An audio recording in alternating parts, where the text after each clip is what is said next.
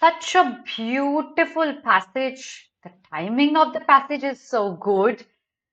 Because right now your exam is so near, you might sometimes feel, am I doing enough? Am I in the right direction? Sometimes you may feel dark and depressed, which is okay to feel. But the author gives you a solution here through the passage. He talks about cheerfulness. He says, this is something that is supremely powerful. It will help you deal with any situation in your life.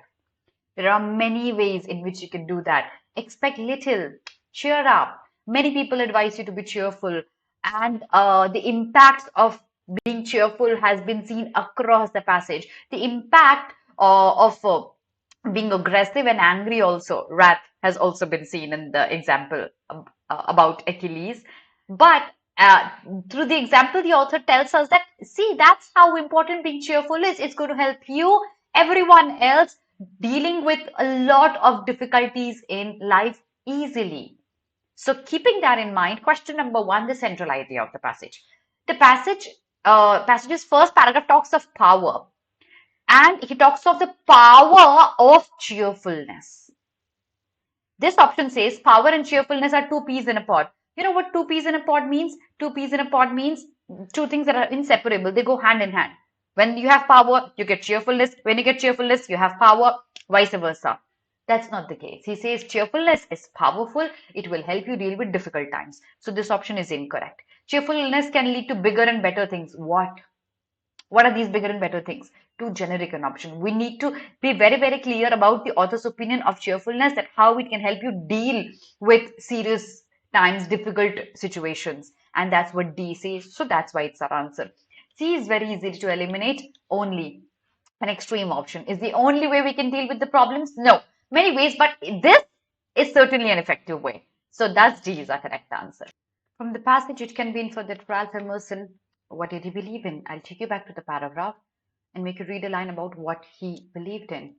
Ralph Emerson said, power dwells with cheerfulness. He knew it to be a resource to self-betterment, a tool for shaping our emotional lives. So, cheerfulness will shape our emotional lives, and that can help to relocate us in the social world and link us to the community. So these are the impacts Emerson thought cheerfulness can have. Okay, now let's have a look at the options. Option A says he was an advocate of being cheerful. Yes, he was, but all the time, in every case, extreme. He guaranteed the power of cheerfulness. Did he guarantee that at any cost? He didn't. Extreme. He was quite skeptical of the role of cheerfulness. No, he promoted it. It's the opposite to what the passage says. Rather, he realized the importance of cheerfulness, particularly in serious times, but not all the times, right? Thus, B is a clear answer here. Why have the philosophers largely overlooked cheerfulness and focused on other human emotions such as anger and sadness? Because they're more dramatic. How do we know? Because the line says that cheerfulness is just too modest, simple. And probably it is because of the modesty of cheerfulness that philosophers have largely overlooked it. They tend to focus more on dramatic emotions like anger, sadness, that's melancholy. But cheerfulness is not as dramatic, it's modest, and that's why they ignore cheerfulness. So, because cheerfulness does not evoke as much drama as other human emotions, the paragraph said it. A is our answer. The author has mentioned the classic example of the Greek hero Achilles in order to. Now, see, when there is an example, there's a correlation of the example with the main theme of the passage. You need to get that every time you're reading a passage, right?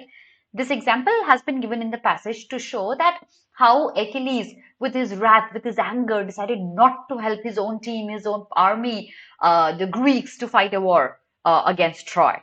And that led to their own downfall. That was anger. So, to demonstrate how intense emotions like anger cannot be handled by people, but if you are cheerful, you can handle things easily. That's the context of the example. So, the correct answer has to be a B. This is a logical reasoning question, but a slightly tricky one. Let me try to explain this to you. So, which of the following statement is true in the light of the assumption that the human body was governed by the circulation of fluids? Remember, it has to be circulation, movement of fluids. Melancholy is a result of the presence of black bile. So, because there is fluid and it moves, we feel sadness. Various stimulants have been used to counter melancholy and induce cheerfulness.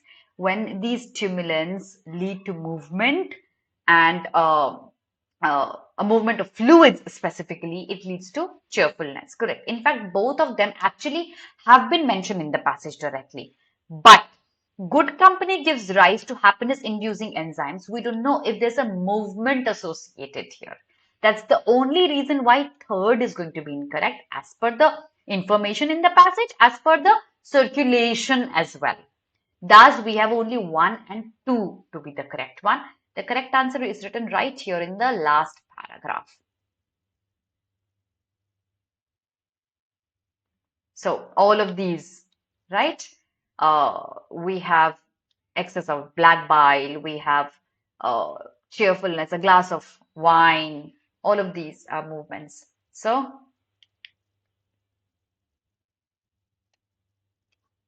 here it is.